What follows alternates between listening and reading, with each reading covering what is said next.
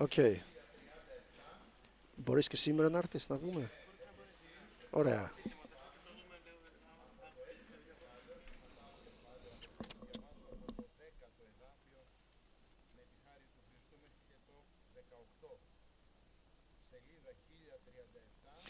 Do të lexojmë tek Efesianët, kapitulli 6 dhe paragrafi 10.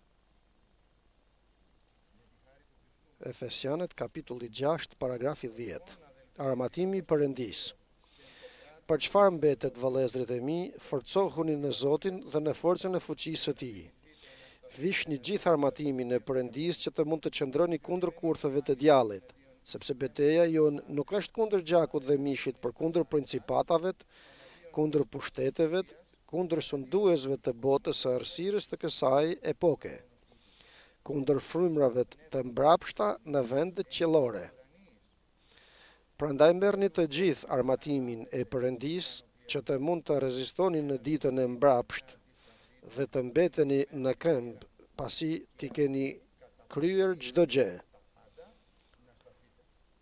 Qëndroni pra të fortë, duke patur në ije brezin e së vërtetës, të veshur me parzmoren e drejtësisë dhe duke mbathur këmbët me gatishmërinë e ungjillit të paqes, mbi të gjitha duke marrë mburojën e besimit, me të cilën mund të shuani të gjitha shigjetat e zjarrta të ligut. Merrni edhe përkrenaren e shpëtimit dhe shpatën e frymës që është fjala e Perëndisë, duke u lutur në çdo kohë dhe me çdo lloj lutjeje dhe përgjërimi në frymë, duke ndenjur zgjuar për këtë qëllim me çdo ngulmim dhe lutje për të gjithë shejtënorët. Amen, fjalës të Zotit. Flet dhe u drejtohet vëllezërve nga Efesi apostulli Paul, burrave, grave të asaj kishet, të mëdhenjve dhe të vegjëlve, të rinjve, të fëmijëve, të moshuarve, grave, burrave. Do të thonim një kish, sikur kisha jonë, që ka nga të gjitha moshat. Dhe ju mëson luftën, dhe ju thot se po je i vogël, po mbase je grua, apo je i moshuar, je i madh në mosh, je burr i ri apo në mosh, nuk ka rëndësi pra mosha, nuk ka rëndësi çfarë gjinie je, mashkull apo femër, rëndësi ka se duhet të luftosh. Se në këtë jetë dhe nga momenti kur Perëndia na çliroi nga mëkati dhe lavdërojmë Perëndin për këtë, amen vëllezër dhe motra, na çliroi Krishtin nga mëkati dhe ndërsa ishim në burg, erdhi Jezusi, hapi derën e burgut dhe të thot tani je i lirë, tani dil. Çfarë do të bësh? Do të dalësh dhe do të kthesh përsëri mbrapa? Do të kthesh në të njëjtat? Do të dëgjosh përsëri thirrjet e të ligut që të thot eja mbrapa, eja në këto që ke lënë, eja kthehu në burgun ku ishe, eja në errësirën ku ishe, eja ku nuk kishe lirin të bëje çfarë të doje, por të kisha lidhur të thot djalli me prangat e mëkatit dhe nuk mund të ishe i lirë, ktheu mbrapa. Do të dëgjosh atë zemrën tënde ku mbase dhe ajo të thot tani ku të luftoj unë, ku të futem në betejë të ndryshme, ku të shkoj në kish, në lutje, tani ku të shejtërohem apo të pastrohem. Të la të lirë Zoti, mbaje armatimin e Perëndisë, sepse vetë nga vetja jonë nuk mund të luftojmë dhe këtë e dim dhe e njohim, por në qoftë se të mbajmë, kjo na përket ne, jo se Perëndia do të na vënje, por ne do ta mbajmë armatimin e Perëndisë. Vishuni thot me armatimin e Perëndisë. Zot, ma vej armatimin. Jo vëllezër dhe motra, Zoti s'ka për të ardhur për të na vënë armatimin, po ne do ta vëjmë armatimin mbi trupin ton. Zoti na I ka dhënë të gjitha. Na ka dhënë edhe mburojen, na ka dhënë edhe harkun, na ka dhënë edhe ushten. Për ne duhet që për krenaren, për ne duhet që t'i vëmë në trupin ton. Kjo është vendimi që marrun ata veshi armatimin apo jo. Kur isha në ushtri, nuk isha në luftë atje në ushtri, por na kishin mësuar për armën. Të kishim një armë në dorë dhe të shkonim të bëjmë gjuajtje. Me këtë armë e kishim në një vend të përcaktuar dhe gjithë secili kishte armën e tij atje. Duhej vetë të shkonte ta merrte. Kur të na thonin tani hajde të dalim për të gjuajtur, në shenjë, domethënë, duhej të shkoja të merrja armën time. Po mos ta merrja armën time dhe të shkoja pa armë, çfarë do bëja? Po të bëj luftë me vogël që të ishte, të shpëtoja me ndonjë plagosje apo të më vrisnin. Kështu bëhet me të krishterin, I cili nuk merr armën e tij për të dalë për të luftuar. Ndërsa jashtë bëhet luftë, ndërsa jashtë ka luftë, ndërsa Zoti na thërret për luftë, unë dal pa armë. Kështu pra, tek të gjithë drejtohet fryma e shenjtë dhe thot: vishuni gjithë armatimin e Perëndis. Forcohuni në Zotin. Ma jam I dobet, ma çfarë, sido që të jemi. Me katar, kthehem tek Zoti dhe më forcon Zoti. Jam I mbakur, shkoj në gjunjë dhe më forcon Zoti. Kam humbur besimin tim, lexoj fjalën e Perëndis, lavdëroj Zotin dhe shtohet besimi im. Ç'është ajo që shoh në jetën time dhe jam dobësuar dhe nuk shkoj të luftoj për te?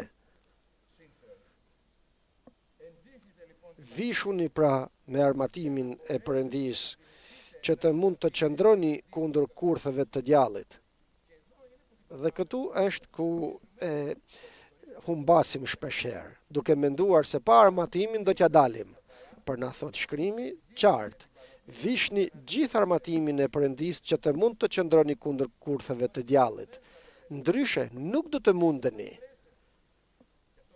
Dhe këtë duhet ta kuptoj, duhet që ta dëgjoj, ta pranoj,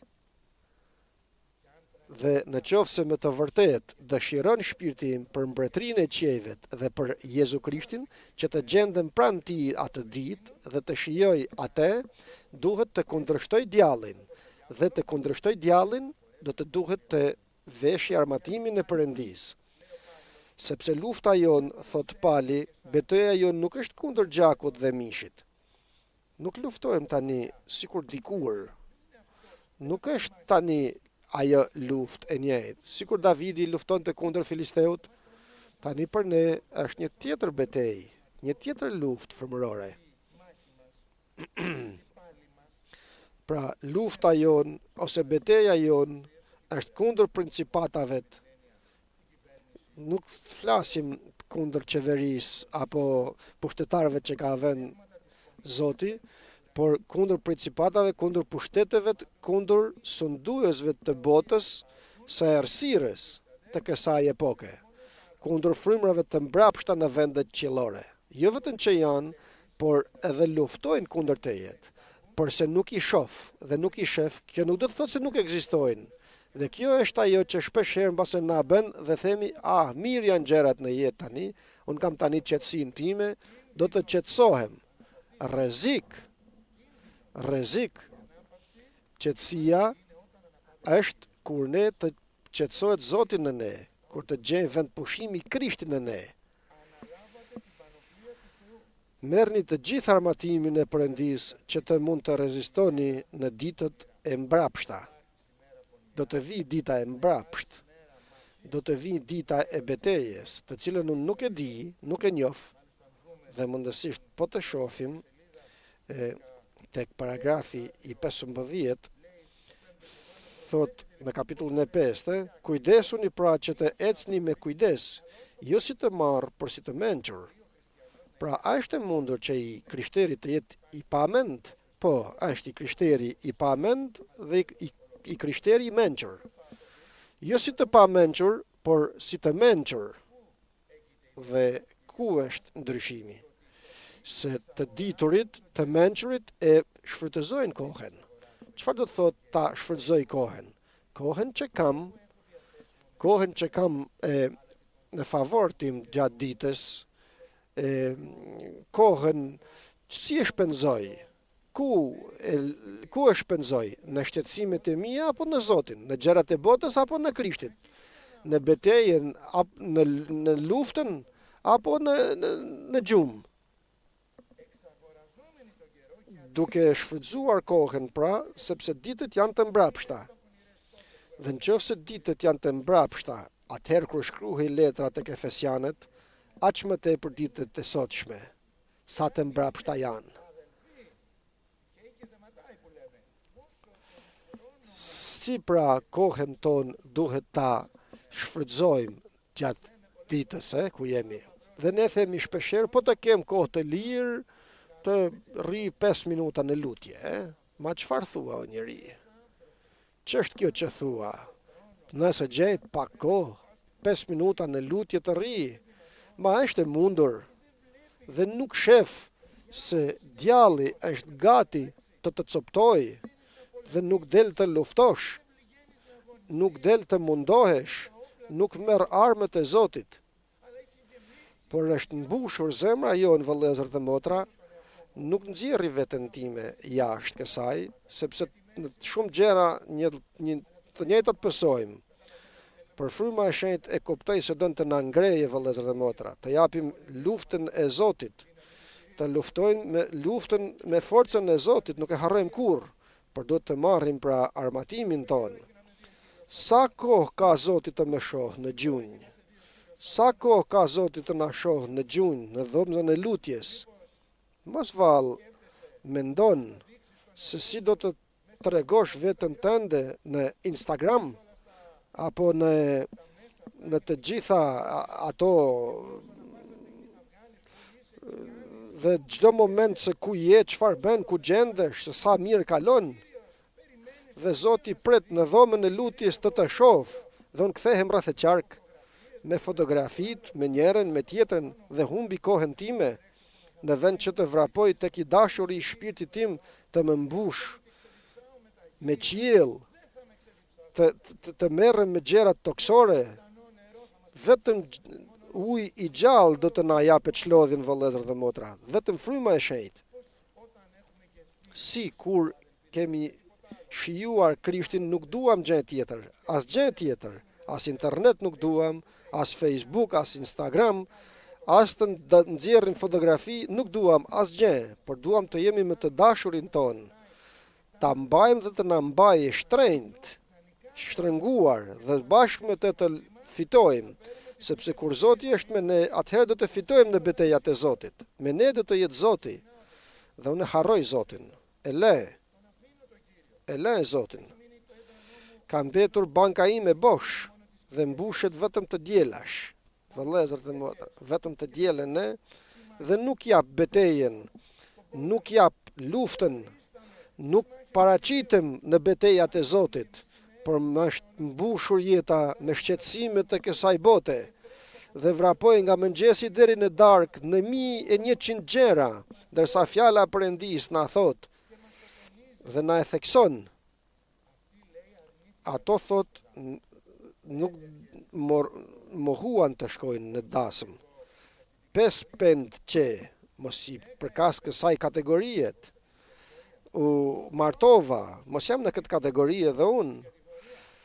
Tokë kam blerë, mos jam edhe unë në këtë kategori. Përse banka në kish mbetet bosh dhe vi vetëm të dielash? Kam dëgjuar dhe këtë, tash s'është nevoja dhe çdo të diel të shkojmë në kish, dëgjova këtë dhe më ran edhe pjesa tjetër e flokëve që më kanë mbetur. Ma çfarë themi?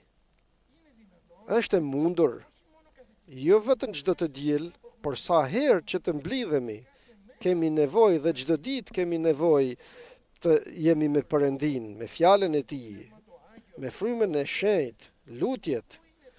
Ku janë dhuntit? Zoti e ka stolitur nusën, e shef të stolitur nusën, por ne marrim stolit dhe i lem, i heqim, i fshehim në tokë, dhe do të kërkohet arsyeja, do të kërkohet llogari për këtë. Ku je profeti i Zotit, profetesha e Zotit? Pse nuk je në lutje? Do në Zotit të jap fjalë nëpërmjet teje, popullit të tij. Ti ku je? Ku jam? Ku gjendem? Mos vall, shkrimi Bibla ka zënë pluhur atje në një dollap të librave. Kështu kisha dëgjuar kur besova fillimisht, thoshte, hape Biblën që ke të mbushur me pluhur, dhe unë me të vërtet kisha në librarin time një dhjatë të re që më kishin dhënë që fëmijë, kishte zënë pluhur. Mos është me pluhur shkrimi. Sa kohë kam për të hapur Biblën? Sa kohë kam të marr ushqim, të ushqehem nga Zoti? Betejë është, sepse mishi nuk don, trupi njeriut nuk don të tilla, trupi njeriut don të sajat, thot këtu tek Efesianët, në të vërtetën, të mesi juaj, brezi juaj, pra, kur na dhem mesi, nuk mund të bëjmë lëvizje, është e vërtet. Mos vall, zemra ime është e mbushur me gënjeshtra. Mos kam shfaqsuar gënjeshtën në jetën time dhe kam lënë të futet në punën time, dhe po të them edhe ndonjë gënjeshtër nuk prish edhe punë, le të bëj edhe diçka tjetër, le të them edhe gënjeshtra nuk prish punë, po, prish dhe shumë bile. Mos vall, bëj një jetë të dyfisht, ndryshe në kishë dhe ndryshe jashtë kishës. Mos jam hipokrit. Ma nuk më shohin vëllezërit, më shef vëllezërit apo nuk më shohin Perëndia më shef. Shtrëngoj ijet e tua pra me të vërtetën. Merr vendimin të mbash vetëm të vërtetën e Zotit, të mos thuash gënjeshtra tek askush. Vishe këtu gjoksin me parzmoren e drejtësisë të Perëndisë, të mos zënë zemra jote gjëra që ta shpojnë shigjetat e djallit, Sa herë drejtësia jo ndele, dini çfarë më bëri ky, çfarë më bëri tjetri, dhe më tha këtë, më tha tjetrin, dhe të shohim çfarë të bëj unë tani. Drejtësia e njeriut, rob e njollosur. Don Zoti të pastroj rrobat tona, vëllezër dhe motra. Don të na i pastroj. Dhe dini se çfarë bën më mirë Zoti? I nxjerr rrobat tona të pista dhe na jep të tijat që janë të pastra me drejtësinë e tij. Dhe duke patur këmbët të veshura me drejtësinë e Perëndisë, të shkosh të rrefesh pra për Perëndinë, akoma më tepër e themi edhe në mësimet e së premtes, sa keni dëgjuar, me jetën time, a dëshmoj Krishtin? Lëri fjalët vinë pastaj. Me jetën time, a dëshmoj Krishtin? Apo jam i bërë i njëjtë me botën? Kam një panoram për veten time dhe nuk tjetër tregoj në kishë, tjetër jashtë. Nga goja ime çfarë del? Nga goja ime del bota apo del Perëndia? Pra duhet betejë, duhet luftë. Duhet të shkoj përsëri tek Zoti dhe të them, Zot, eja të lutem, dua të mbathi këto këmbë, të vënë në këmbët e mia këpucët që i kam lënë në një cep atje në një vend dhe janë pluhurosur pak, për dua t'i mbathi përsëri. Më jetë të lutem praninë e frymës të shenjtë që të flas me jetën time dhe me fjalën time, me fjalët e mia për ty. Jo të lavdërohem unë për ti, o Zot.